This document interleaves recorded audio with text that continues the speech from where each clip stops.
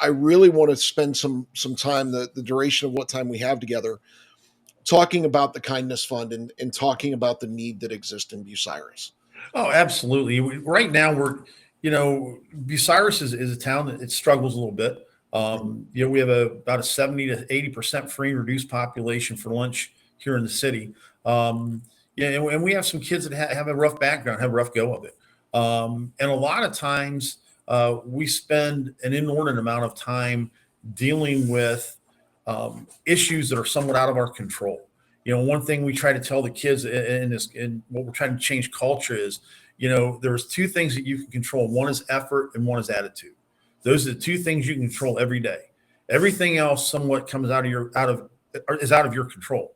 So if you give good effort and you have a great attitude, it's going to be fantastic. And I think with this fund, what we're seeing and what you and your mom, established and the family's established is you're recognizing those children, recognizing those students who are going, I don't want to say above and beyond, but are being recognized and noticed for those soft skills, helping their fellow students, helping teachers, being kind, noticing students who may not be recognized. You may have a student off to the side that not a whole lot of people pay attention to. And we'll have students now that are going up and talking to these kids, trying to get those kids involved, trying to get them to feel more welcome within the school district, within the school building.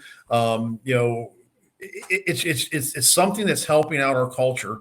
And I know that our kids right now that have been recognized so far, man, all they want to know is, hey, when's the board meeting? When am I getting recognized? When am I getting my shirt?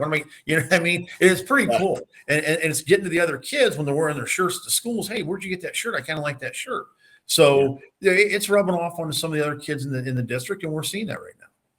That's great that those kids, and what Bob's talking about, folks, is Stoney's Kind Kids, which is another program that we as a family started as another means for just us personally as a family to give something back, and show kids that it's cool to be kind to other people. And I think that's a message that that we need, not just in the schools, but I think we also need just in the world in general, is that kindness and empathy are things that are dear, are needed so badly.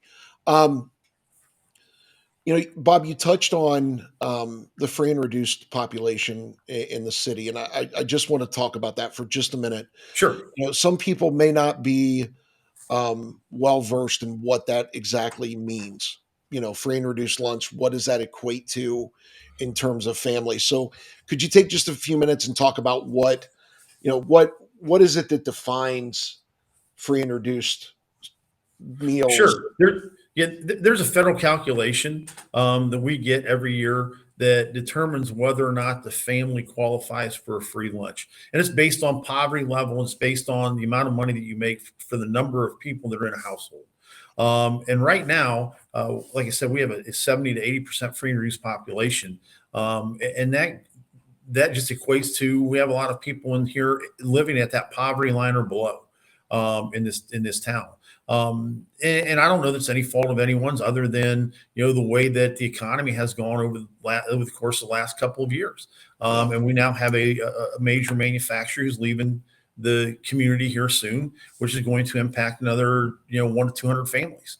So that allows us the ability as a school district to provide those students with a free breakfast we will provide free breakfast every day for every student, but a free lunch or reduced lunch to those students that are in need. Part of what we do as well is we have a backpack program. We are able to send some food home over the weekend for the kids who are in the greatest of need. So they have something to eat over the weekend.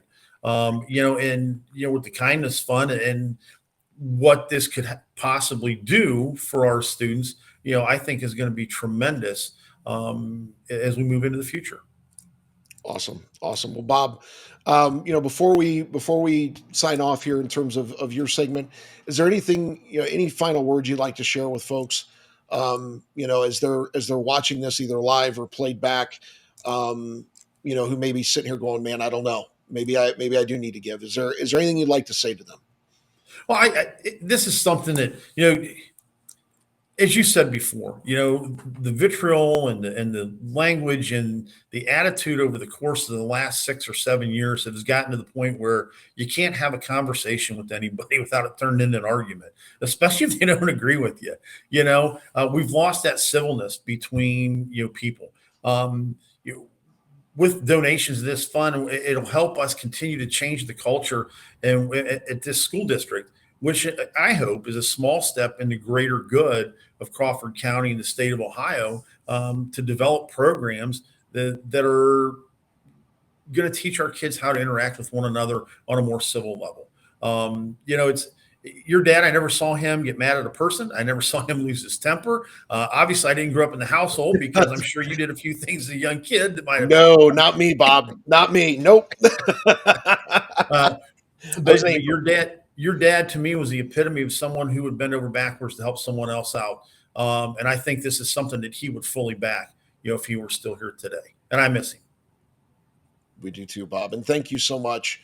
Again, I know you've got a very busy calendar, and I appreciate your patience working through our technical issues. And again, thank you for your time. And hopefully, by the end of the day, I'll be able to shoot you a text message and let you know that, hey, we hit that endowed fund level. Let's go.